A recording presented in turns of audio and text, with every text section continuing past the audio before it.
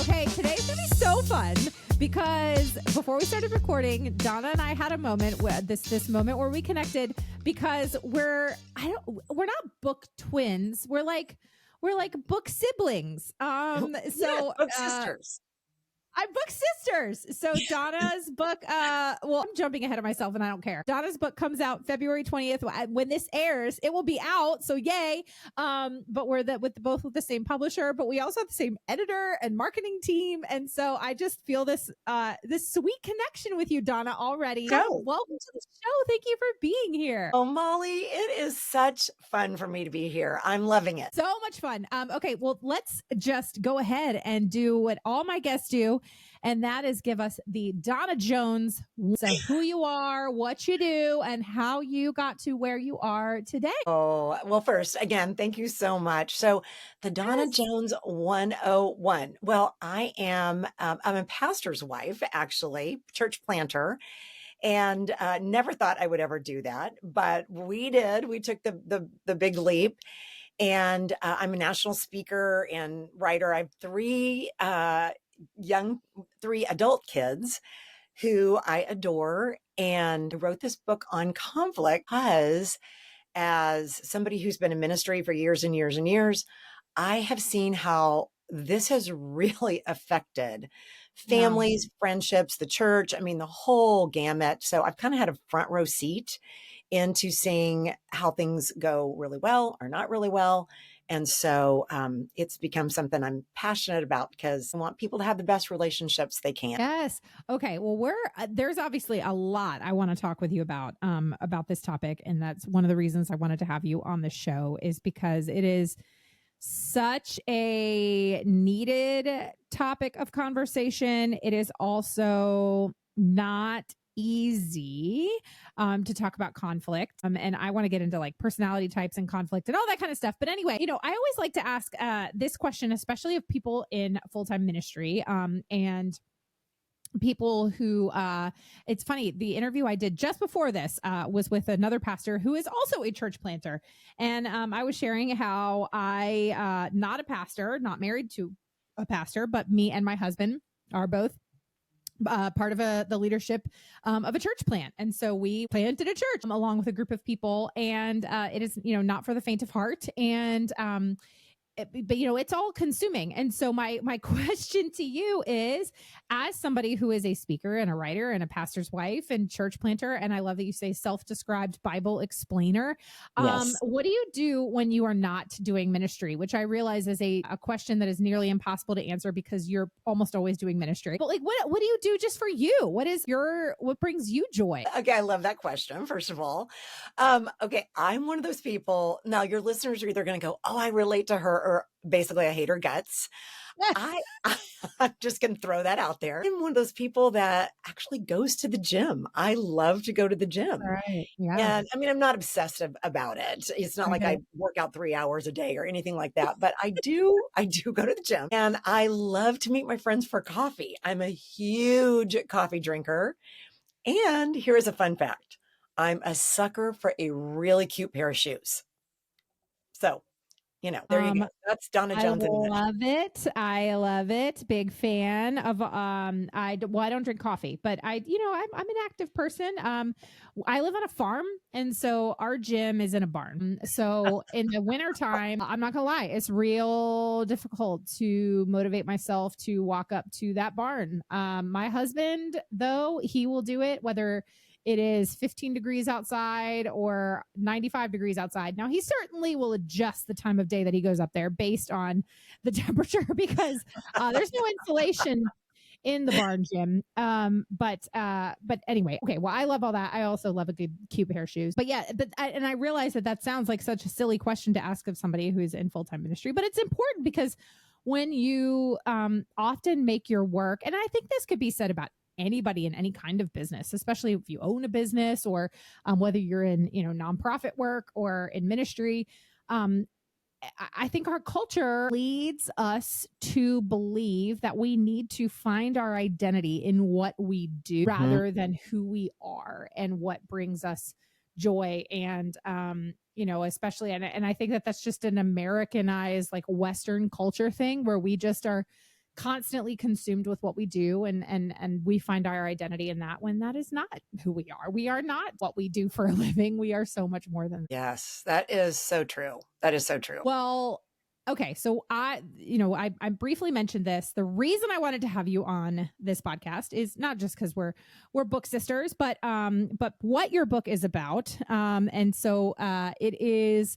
Well, first, like, tell us about the book, and as of when this airs, it came out yesterday. So congratulations.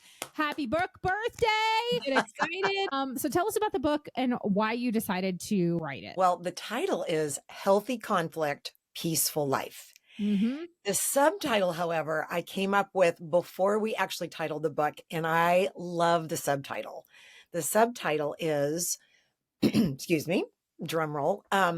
It's a biblical guide to communicating thoughts, feelings, and opinions with grace, truth, and zero regret. Now, the reason I love the subtitle is because I feel like there's so many people who have a hard time Yeah. expressing their opinions, thoughts, perspectives in a way that leaves them feeling good about the way they did it. And I really do believe that our relationships would be so much better, and we would have so much more unity, so much more personal peace, relational peace in our relationship with God, if we just learned how to communicate in the midst of conflict.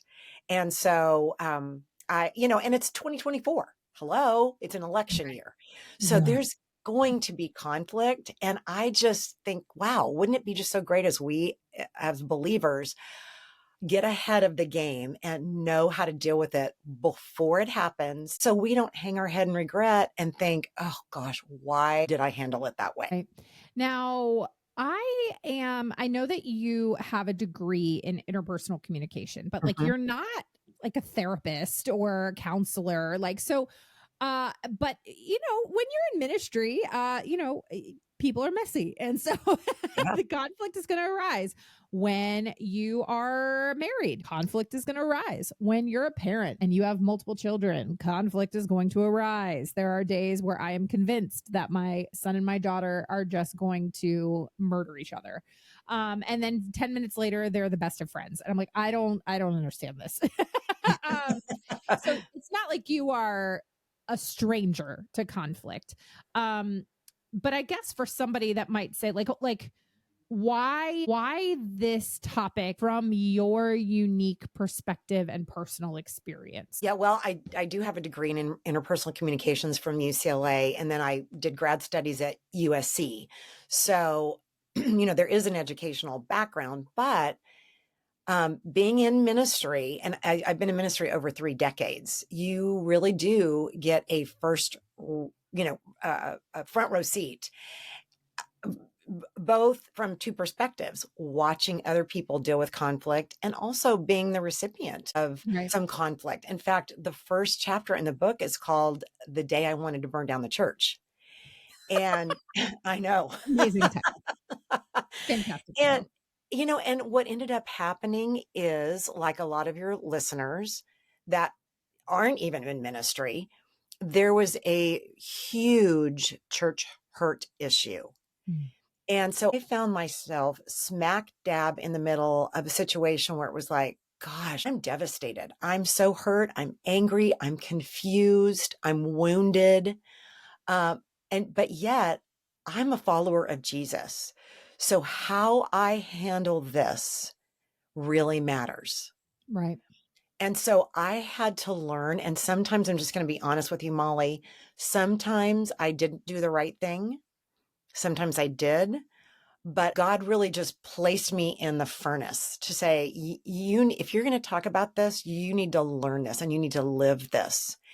And I really did learn, both from successes and failures, things that look back now and I'm think, oh, I am so glad I did that. Mm. And also things I look back and think, I wish I hadn't done that. If I could do that over, I would do it differently.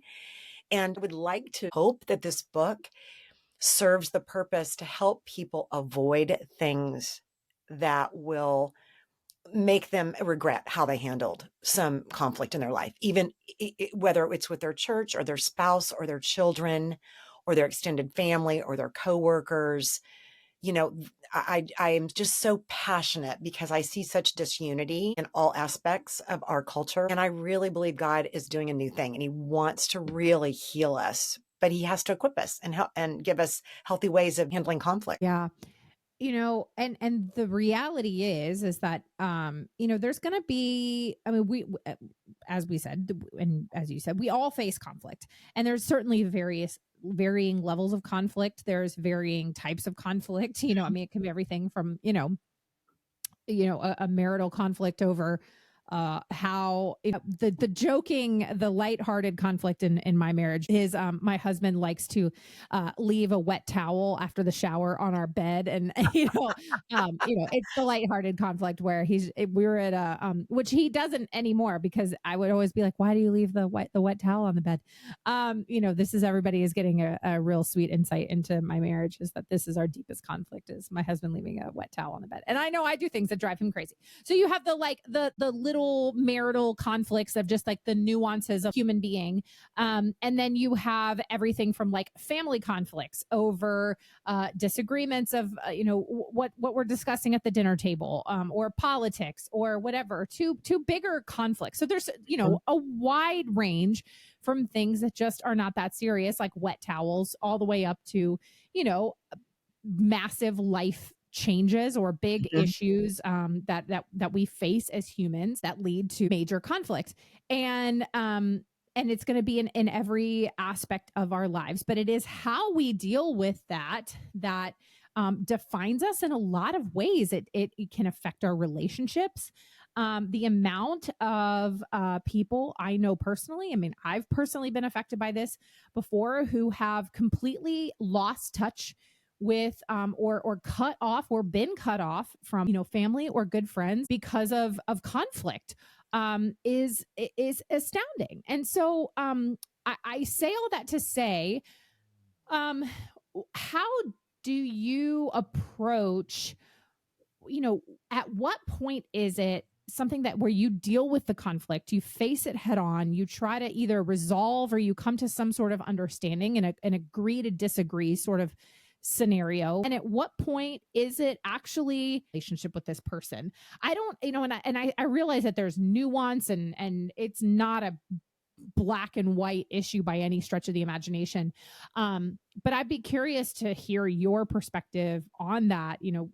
Obviously wet towels on the bed are not something you cut somebody off for, but if there's a fundamental disagreement or an offense, maybe that is, I don't know. I'm curious to hear your perspective on that. Yeah, well, you have multiple questions in there and they're all amazing.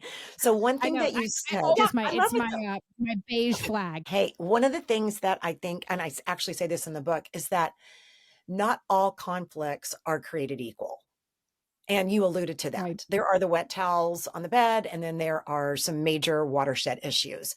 So what I like to say is, don't make the small things big, but don't make the big things small. And we have a propensity to get those reversed. We end up making the small things big things, and we end up making the big things small things.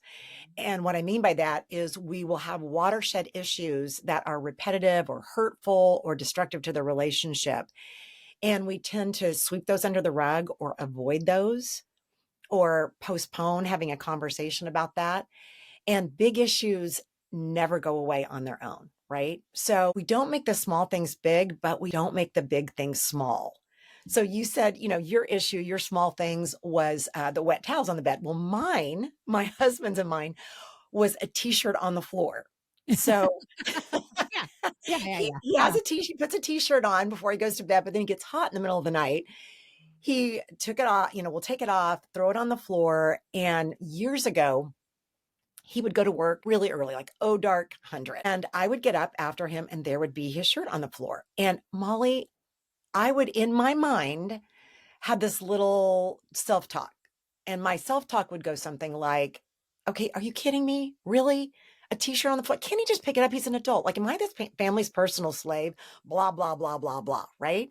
And I ended up mad at my husband 30 seconds after I was awake, which was ridiculous, until one day I paused long enough to listen to my thoughts.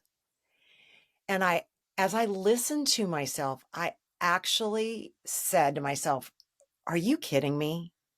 You have a hardworking, loving husband who loves the Lord, loves you, loves your kids, and this is going to be your big issue? Are you kidding me? And Molly, right then, I made a decision, no more. This is ridiculous. I am actually destroying my own relationship with making a small thing a big thing. And I said, okay, I got to turn this around. So what I decided to do was every morning I would pick his t-shirt up off the floor.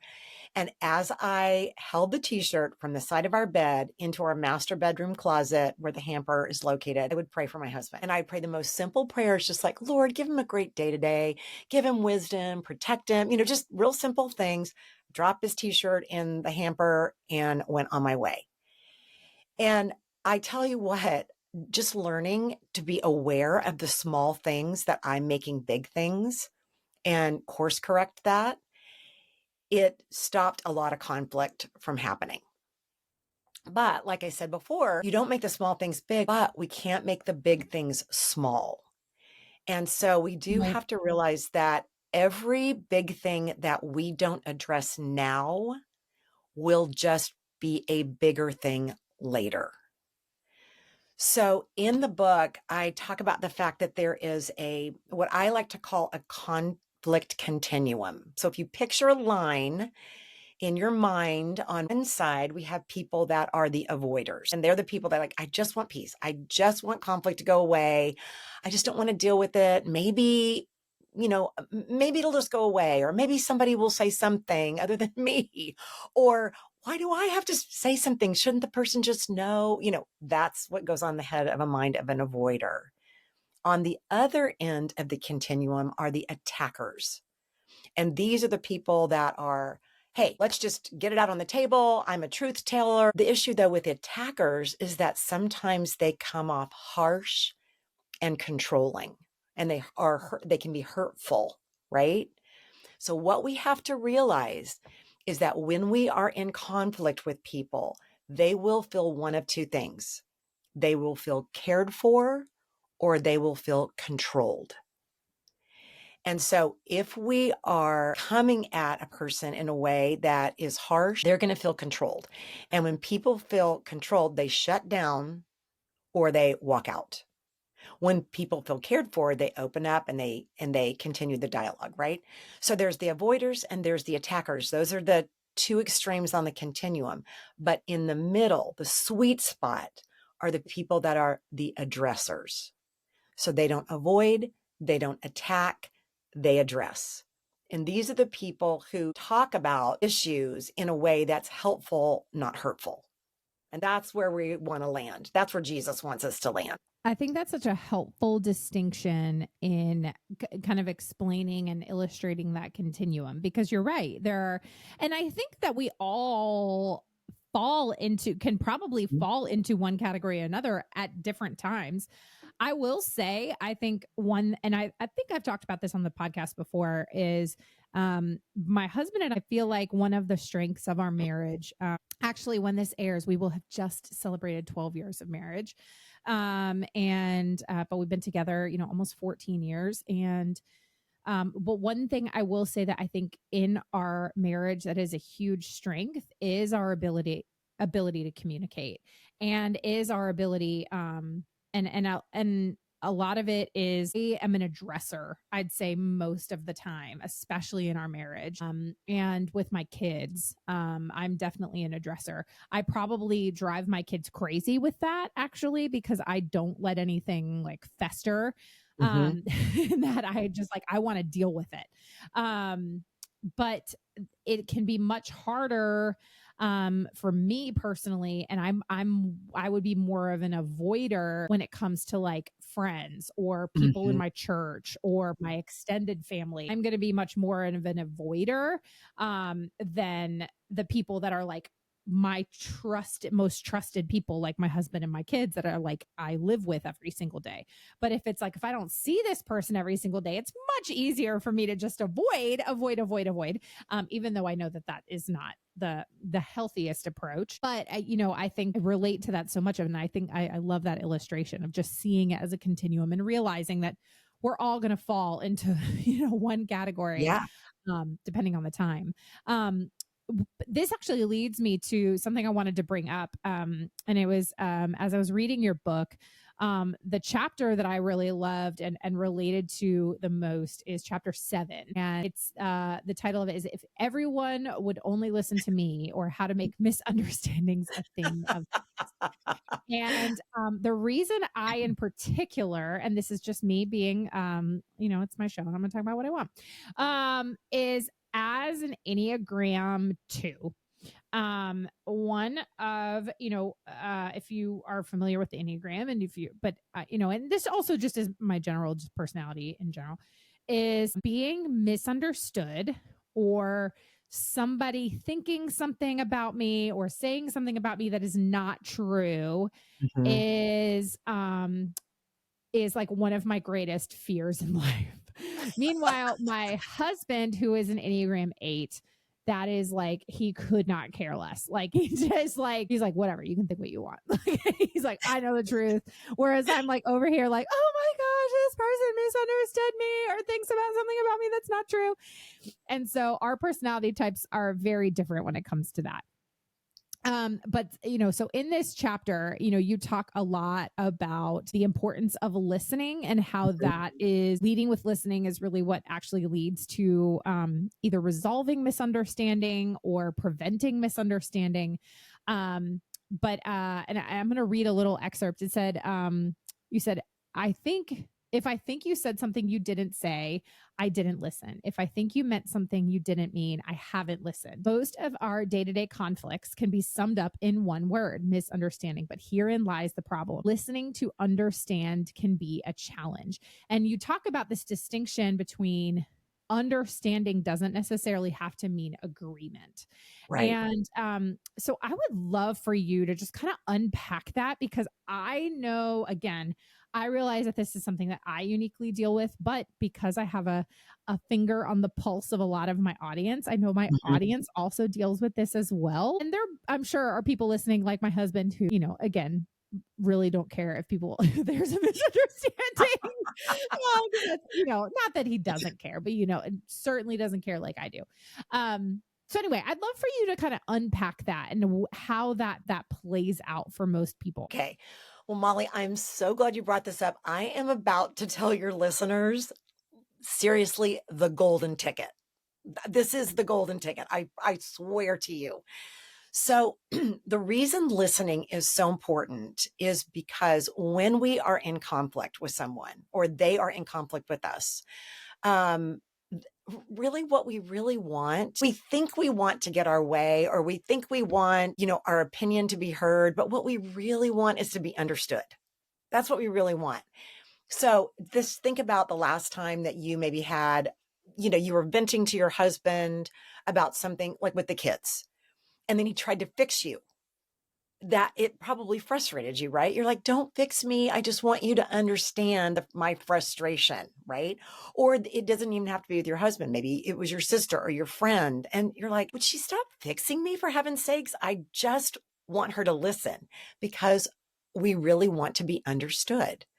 So what ends up happening is, if we are the recipient of someone else's messy emotions, our child's, our husbands, our coworkers, or we have our own messy emotions. We're hurt, we're angry, we're upset, we're frustrated, you fill in the blank. When we don't listen to understand, one of two things always happens. All right. So I want your listeners to think through, like, maybe a conflict as I'm walking through this that they've had recently. So let's just say that your child comes to you and they're like, I'm so, I hate school. I'm never going back. And you say something like, oh my gosh, you have to go to school. That's ridiculous. No, I don't. I hate it. I hate my stupid teacher and I'm never going back. Don't call your teacher stupid and you are going Heard that back, before. right? So I'm not going back. You can't make me to go back. Yes, I can, mister. And the conflict ramps up, right?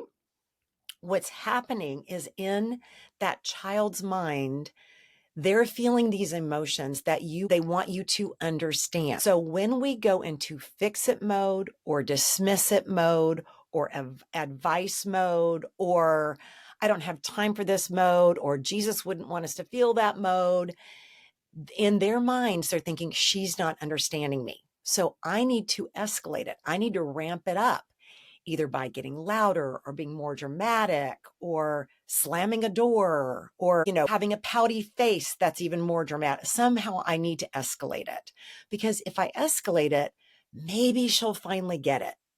And then if we don't listen to understand, they'll escalate it more and more and more until they get to the point where subconsciously something just happens and they go, she's never going to get it. So they end it. And that's when you hear things like, just forget it. You don't understand. You'll never understand. Or people walk out, slam doors, sever relationships. So what we need to understand is that when we don't listen, conflicts always escalate or they end. And neither of those is an outcome that we desire. Neither of those lends itself to our actually being able to resolve the conflict. So it's really counterintuitive because when we're in conflict, frankly, we don't want to listen to somebody else's messy emotions, or we sometimes just want them to listen to us, right? We have our own perspective. But if we can take a deep breath and realize I just need to lead with listening. If I lead with listening, it will de-escalate all of the emotions. It will make the other person feel respected and understood. And then because things have been de-escalated, then I'm able to say what it is that I wanted to say in the first place. And the person actually listens to me. So it's really, again, it's counterintuitive. The way we get people to listen to us is by first listening to them. And as you mentioned, Molly, listening does not equal agreement. Listening equals understanding. And when we understand that, we get the whole picture of what the person's feeling, thinking, believing, and then we're better able to respond when we actually do say what's on our mind. So how do you then, in a healthy way, convey to the person you're in conflict with or to the person that you're listening to, like, say it's this sort of thing where it's like, you are not going to agree on whatever the thing is. Like if it's just a fundamental, like values-based disagreement or or whatever, I don't know. But whatever the thing is where you are at a fundamental level, you are going to disagree with this person. Or the person you're in conflict with, how do you convey in a healthy way, I understand, I hear what you're saying, and also respect and say, or conveying like, I disagree, or maybe you don't say that, you just, I hear you. But like, how do you convey understanding without necessarily conveying agreement? Yeah, that's the $1 million question, right? That you just Right. asked right there. That's huge. I would say it depends on the level of intimacy you have with the person, That makes because sense. there are some people you're going to fundamentally disagree with.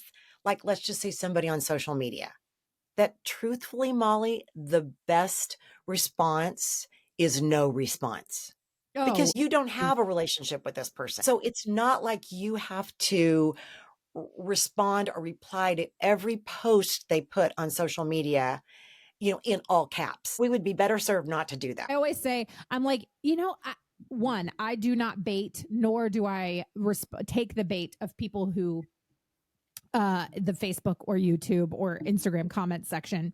I just don't, because, I've been on Facebook from the beginning. And I can say without a shadow of a doubt, I can think of maybe one. I don't actually think I can think of one, but here's my point is I'm going to leave room for, I understand that there might be an exception to this, but I would say in general, I can't think of a situation in which somebody was like, their minds were changed because of the Facebook comment section, where somebody was like, you know what? You're right about this political hot topic. My opinion is now changed and agree with you. Like, no, I've never seen that happen where somebody might like be like, okay, I see a different perspective now, but in general, it's not going to happen. So yes, I agree. You know, the social media comment section is not exactly the place that you put this into practice, but in the people that, mean something to you in and day out, or, close friends and family, or, people in your church, like, yeah, this might be where you have to employ this $1 million question, so to speak. Yeah. Well, I could not agree with you, could not agree with you more. And I think the key is learning to disagree without being disagreeable. And there Ooh, actually yeah, is a chapter in the book called How to Disagree Without Being Disagreeable yeah. and How to Spot Those Who Can't. Mm, Because there are some people who can't. And we don't want to be those people. We right. don't want to be those people. One of the things I think it's really important to acknowledge, Molly, is that conflict is part of life. And we all know that. We all say that. We all nod our head in agreement. But what I want to say that I don't want anybody to skip over is that if you have conflict with someone, it does not mean you are a bad person, they are a bad person, or your relationship is somehow defective or bad. And I want to say that because so many of us have been raised in homes where conflict was not handled in a healthy way, that when conflict does happen, even either in the home, in the church, in the workplace, we automatically go to this place where we go, oh, well, some conflict is bad. Or if the conflict isn't bad, then that person is bad, or I'm bad, or we're bad, and that's not necessarily the case. Conflict just means you live among people that have different opinions, different ideas. They're just different from you. That's it. And I just want to say to anybody who is feeling like, wow, there's a lot of conflict in my life, that doesn't mean you're a bad person or that this is hopeless. I want to give you hope that you're normal. Everybody has conflict. Doesn't mean things are irreparable. And there's a way to handle things, disagree without being disagreeable. The other thing that really plays in here is the ability and the topic of forgiveness, the ability Mhm. to, and the importance of forgiveness in here.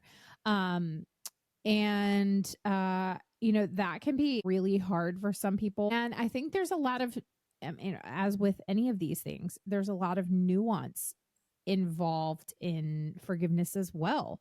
Is this idea that oftentimes, and we can look at the Bible, throughout the Bible as well, oftentimes forgiveness not only is not just for the other person, but almost, Mhm. for ourselves, and how we learn and model forgiveness in our own lives in different situations, and also how forgiveness doesn't necessarily mean restoration.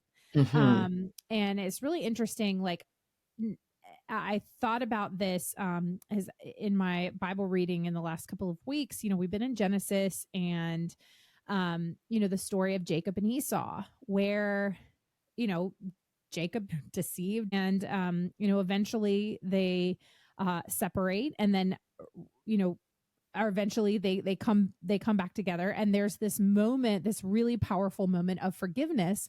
But after that, they go their separate ways again. Like, they're not in relationship with one another after all this time. um but there's a love and a forgiveness and an understanding there. But what has really been interesting is then the trickle down effect of that forgiveness between Jacob and Esau.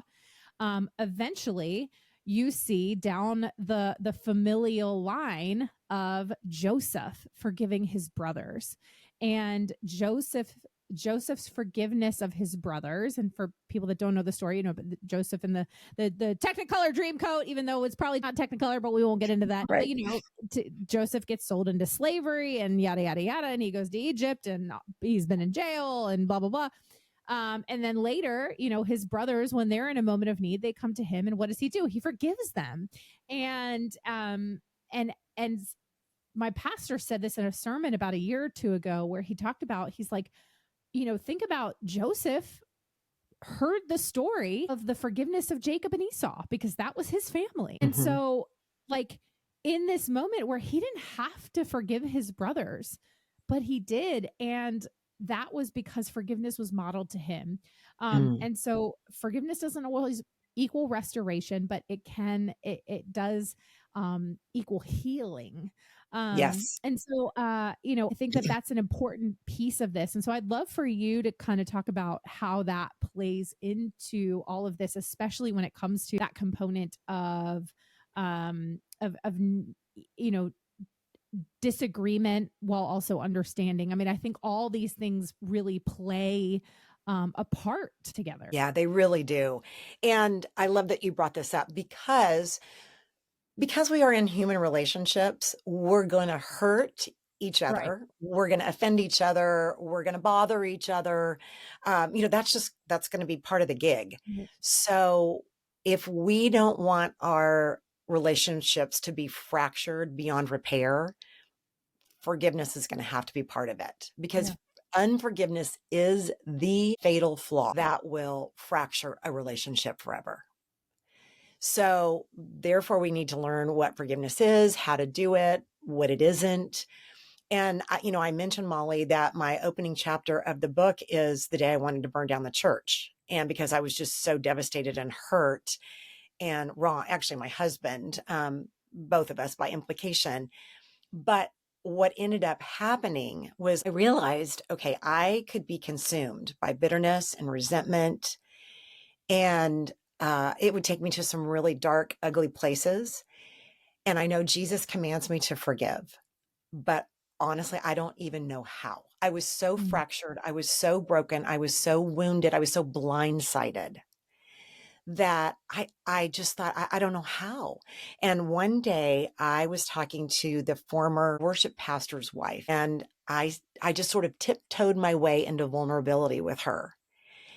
And I just whispered my private confession, and I said, I know I should forgive because Jesus says that we should forgive.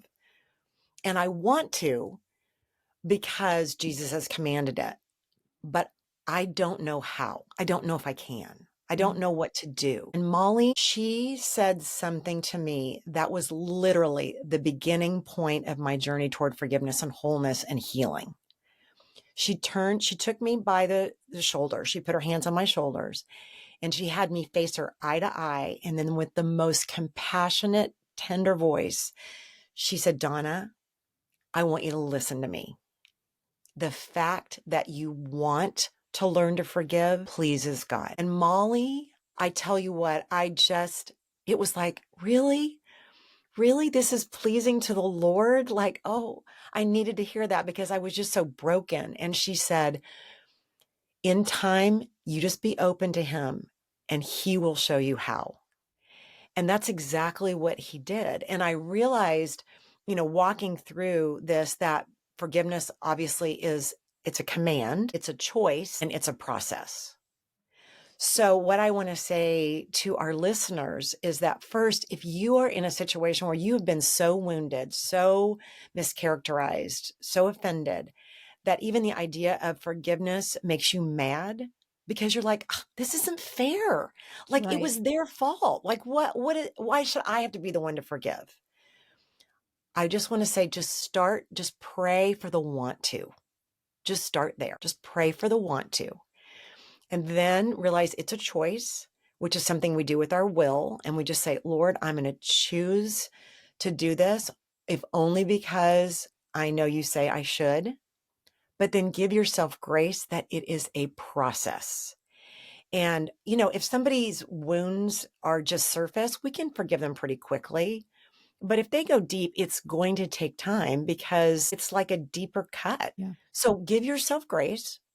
But here's what I know for sure is that if we don't work through the process of forgiveness, then what happen is we will stay hurt.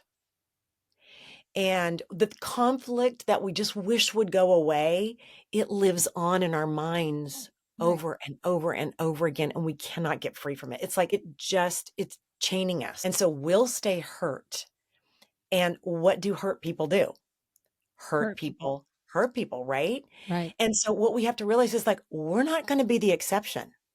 If we're hurt, we will hurt. Now, we won't mean to, we won't intend to, but we'll hold people at arm's length and keep them, we'll build walls, or we will be suspicious of people. We'll be cynical toward relationships. You know, there will be some sort of ramification that we'll have to live with in our life, which is why I really do believe that's one of the reasons that Jesus made forgiveness a command is, as to your point, Molly, it's as much for the relationship as it is for us.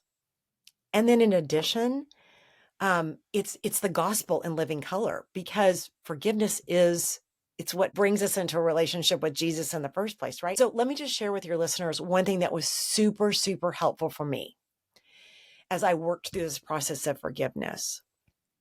One day I was praying, and I journal, I write down my prayers. And I was praying, and I was just so hurt and wounded. And I wrote these words. I said, Jesus, I invite you into my pain. And Molly, just writing those words, Jesus, I invite you into my pain. It was so healing. I almost can't even describe it. Mm. And then I just kept going. I invite you into my confusion. I invite you into my wounds.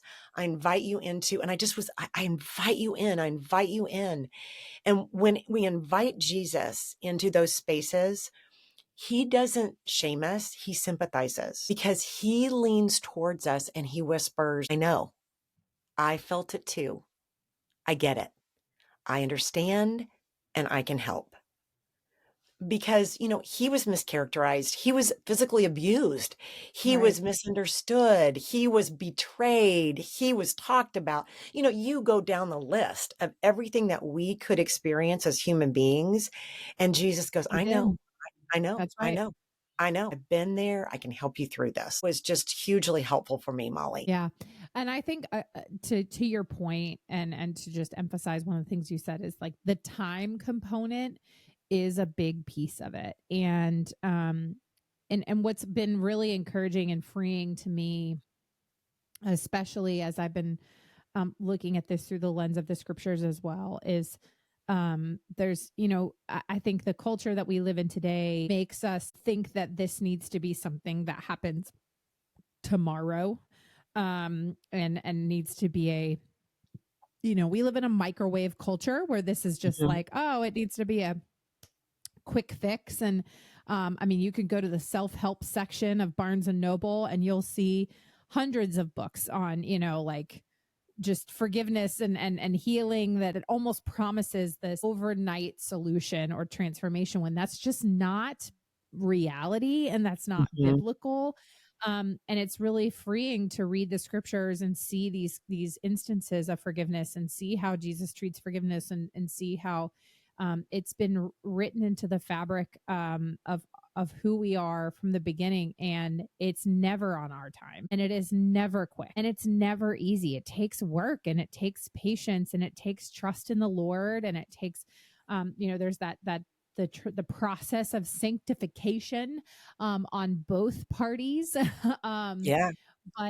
but praise God, we have a God who models this for us.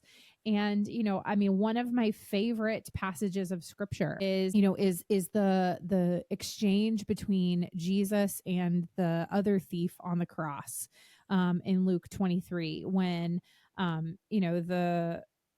the thief looks to him. I mean, they're dying, they're on the cross, and he has spent his entire life making horrible, terrible decisions. He's been for all intents and purposes, a horrible human being for most of his life. And he looks to Jesus and he says, Father, like, or he's like, Jesus, will you remember me? And Jesus says, of course I will remember you. Truly I tell you, today you will be with me in paradise. And that modeling an example of forgiveness and wholeness and healing is something that has just always really, I don't know, I've just always, like, that whole scene just wrecks me every time I Yeah. read it. Yeah. And what a good father we have Mhm. in Jesus, that really, like I said, that models for us what looks like it can be impossible. Oh, goodness. And Anyway, Molly, can I add just one other quick little please, caveat? of course you can. Because not only sometimes are we going to have to forgive other people, the reality is we're going to need to be the one that needs to be forgiven, Oh yeah, because we're going to hurt someone or say 100%. things that we regret. And so, that's where apologies come in. And that's a big part of conflict resolution. And here's what I want to say about apologies that I think is just the key takeaway, is that when we apologize, the other person feels hurt by what we did. They want to know we hurt them. Mhm. So that if we can, as we're apologizing, acknowledge that what we did was wrong, but also this whole idea of, I know I hurt you. Yeah. Yeah. That is very healing to people. Yeah. And whether that's with our children, I yelled at you, or I handled that in such a bad way. Not just, I'm sorry, but honey, I know that made you feel really shamed the way I spoke with you. And I'm so sorry. I love you so much. And I don't want to make you ever feel shamed, or, with your spouse or your coworker, or whatever. I have actually a coworker who said her mother, who's in her 80s, came back, and they had kind of had a really tumultuous relationship, and said, I want you to know, I now realize I was not a great mom to you. Mm. And I'm very sorry. And she said the acknowledgement of her mom, just admitting what had been true, was the process of really deep reconciliation for them. So, and it's never too late. This mom was in her 80s, and I was, looking back on what she had done in my coworker's childhood. So it's never too late to just humble ourselves and admit what we've done, and let people know, I hurt you, and I know that I hurt you, and I'm really sorry for that. Yeah. Man, that key piece, it is never too late. If you're still breathing, God's not done. If you're not dead, God's not done. And even then, God ain't done yet. Because God's got the final word. And man, that is so powerful. And I know I'm certain that there is somebody listening who it was for that person.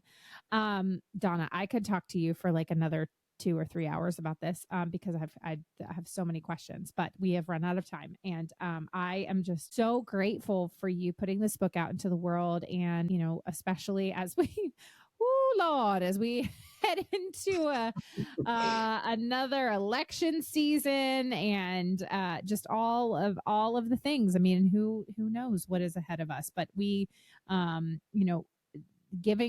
the tools to handle conflict well, because the reality, we didn't even get to really talk about this piece, is how conflict more often than not can strengthen relationships. Yes. And Yes. and you're strengthening your communication skills, and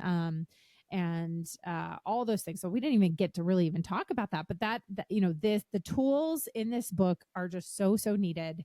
And your wisdom, and just the pursuit of spiritual peace um is key. So Donna, as we wrap up here, how can people best connect with you? They need to go get your book and all of those things. Yeah.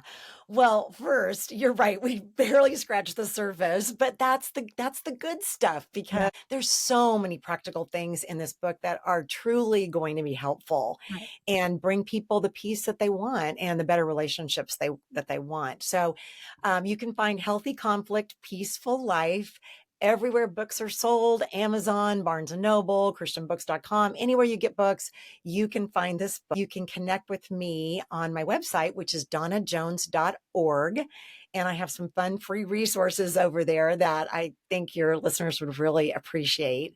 And then I would love to connect with your listeners on Instagram. I'm at Donna A. Jones.